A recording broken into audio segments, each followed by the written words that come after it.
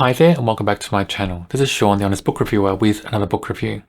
In this video we're discussing The Hiding Place, written by CJ Tudor. It's a horror and a thriller.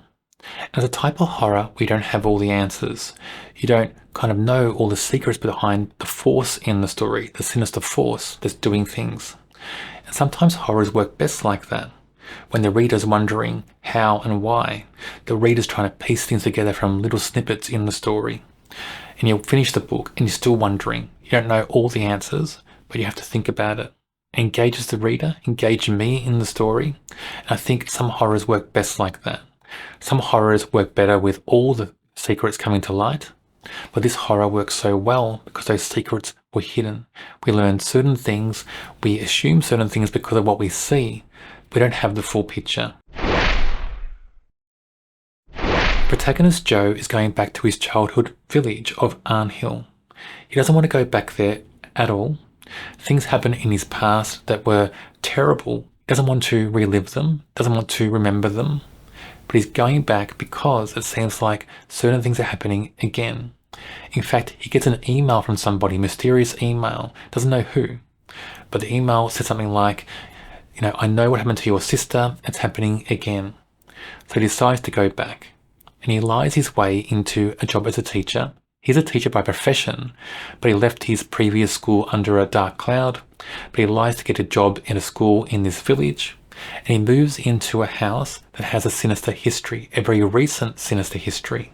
At the very start of this story, we have a very dark and very gruesome scene. The scene of a double murder or double death. And our protagonist is going to live in that home. And that's adding like a gothic feel to the story, because this atmosphere in this book, in this village of Arnhill, is very gothic indeed. In the house Joe's renting, with the characters, with the setting, it all adds to a gothic atmosphere. And of course, in gothic style books, I think character reactions are very important. And in this book, the reactions of characters are good. Joe has great reactions in this book. Sometimes they are a bit extreme, bordering over the top, but they are good.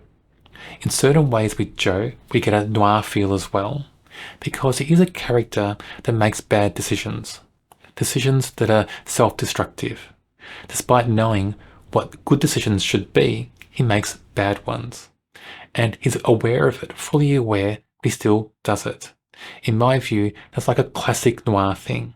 Having the main character make bad choices all the time. Also, the noir feel comes through with the setting and other characters in the story. It's interesting because the setting sometimes feels very different to him.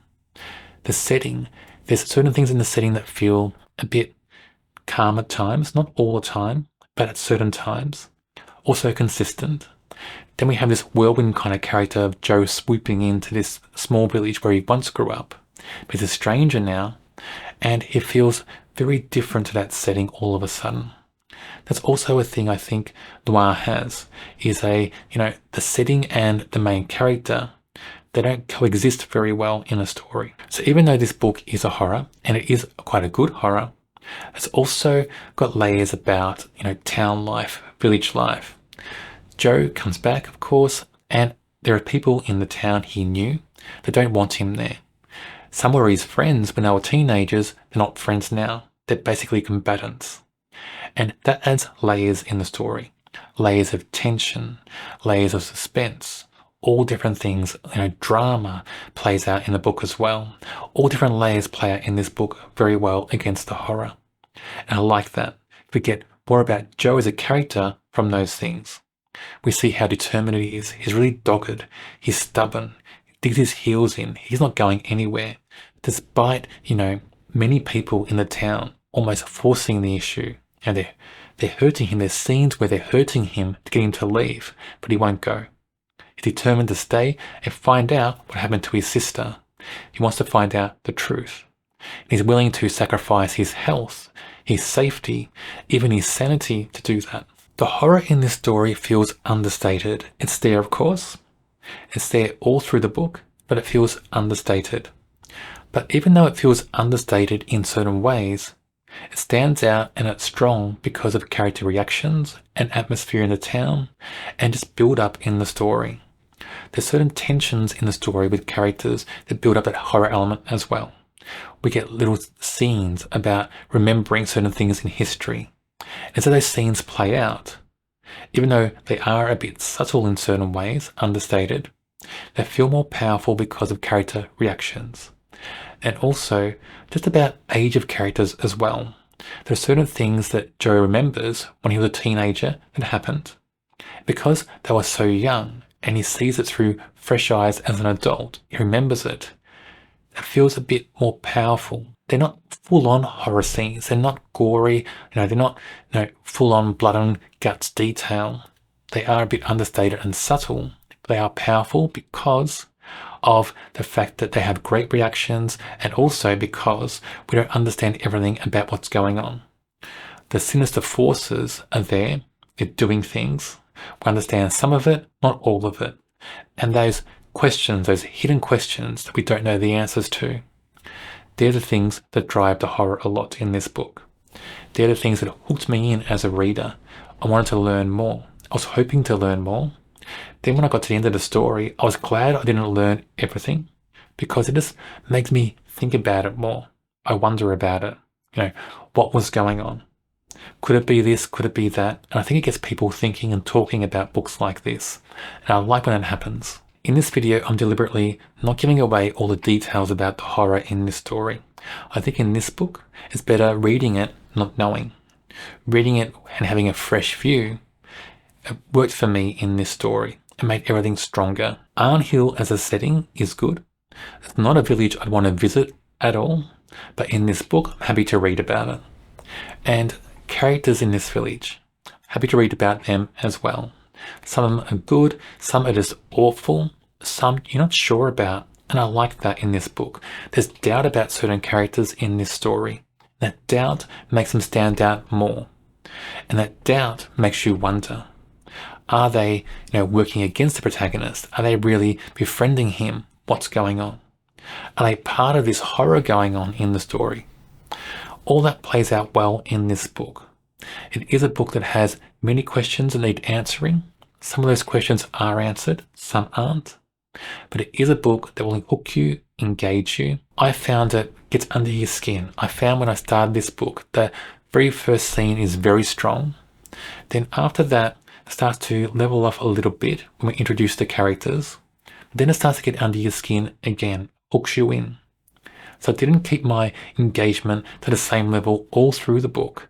There's a bit of up and down in the story, but it gets under your skin. And once it's there, it niggles at you. You have to keep reading. You want to find out what next.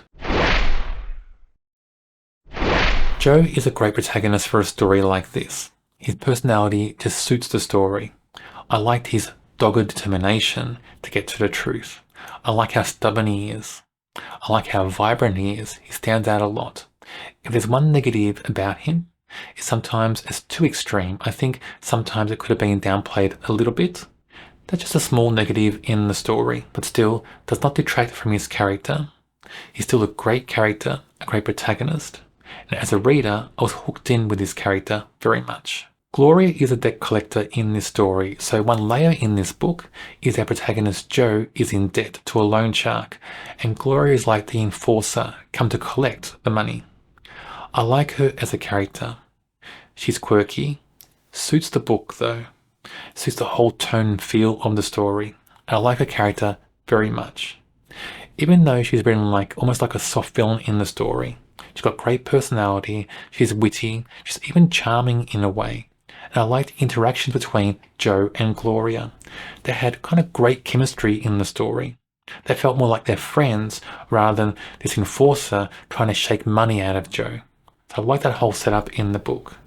And the character stands out very much, very vibrant, very colourful, works well in the book. Stephen is a character who was Joe's friend back in the day when they were teenagers. They're not friends now. They're enemies, almost combatants.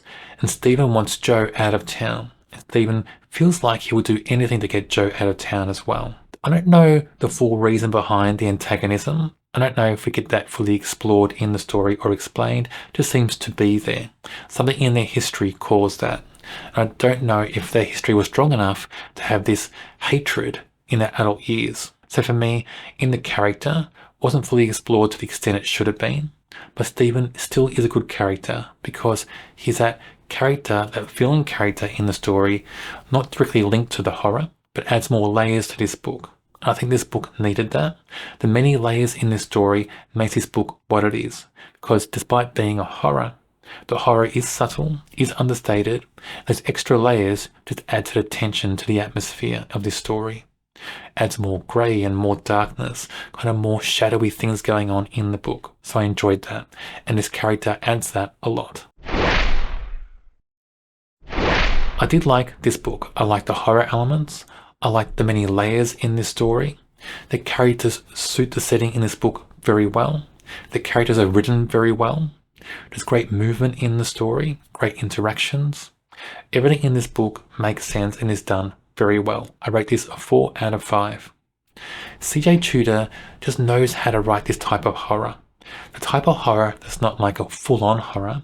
It's a horror that's almost like horror thriller, horror mystery, kind of cross-genre horror. And I enjoy that in the way she writes it. She's got great characters in her stories, and this book has great characters as well. I like how she writes mysteries and kind of thriller elements in the horrors as well. In a lot of ways, she reminds me of Jennifer McMahon in the way Jennifer McMahon writes her books. I'd put them in the same category. On my channel, I review many horrors. If you enjoy horror, check out my channel and subscribe. On the screen now is a link to a video for another book I'm sure you'll enjoy.